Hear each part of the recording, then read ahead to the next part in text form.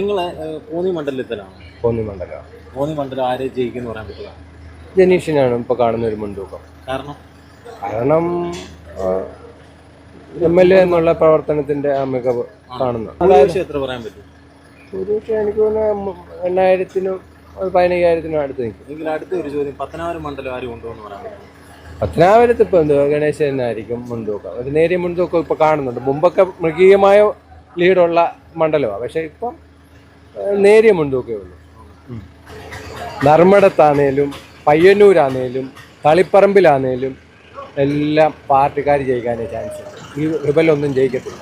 രണ്ടിടത്ത് കാസർഗോഡും മഞ്ചേരത്തും UDF ജയിക്കും. ഉദുമയിലും തൃക്കരിപ്പൂരോ ചിലപ്പോൾ UDF ഒന്നുകൂടി ജയിക്കാൻ ചാൻസ് ഉണ്ട്. ബാക്കി 2 LDF 3 UDF ആയിട്ട് നിൽക്കാനേ ചാൻസ്.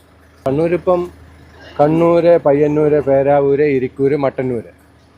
ഇതിൽ പേരാവൂരും ഇരിക്കൂരും UDFൻ്റെ സിറ്റിങ്ങാണ്.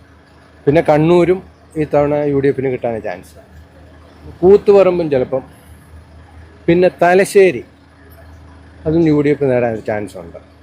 ബാക്കി 6 LDF നേടാനാണ്.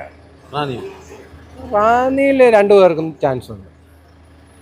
റാന്നിയിൽ ഒരുപാട് വികസനങ്ങൾ നടന്നിട്ടില്ല ഈ കഴിഞ്ഞ. വികസനം നടന്നതോ വികസനം നടക്കാത്തതോ വെച്ചല്ല. ഇപ്പം UDFന് പത്തനംതിട്ട ജില്ല മൊത്തം UDFന് മുൻതൂക്കോ പഞ്ചായത്ത് തെരഞ്ഞെടുപ്പ് നടക്കാതിരിക്കുക എന്നുള്ളതൊന്നല്ല. ജനങ്ങൾക്ക് ഒരു ജനങ്ങളുമായിട്ട് സമ്പർക്കമുള്ള ആളാണ്.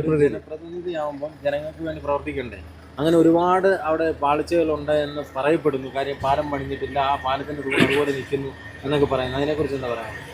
ഇപ്പം ഒരു ജനപ്രതിനിധി 5 കൊല്ലത്തേക്ക് വരുമ്പോൾ എല്ലാ കാര്യങ്ങളും ഒരുമിച്ചങ്ങ് ചെയ്യാൻ പറ്റുന്ന ഒരു അവസ്ഥയല്ല. അത് ആരുടെ മണ്ഡലമാണെങ്കിലും കുറേച്ചേ ചെയ്യാൻ പറ്റും. അതിൻ്റെ ഒരു കാര്യം.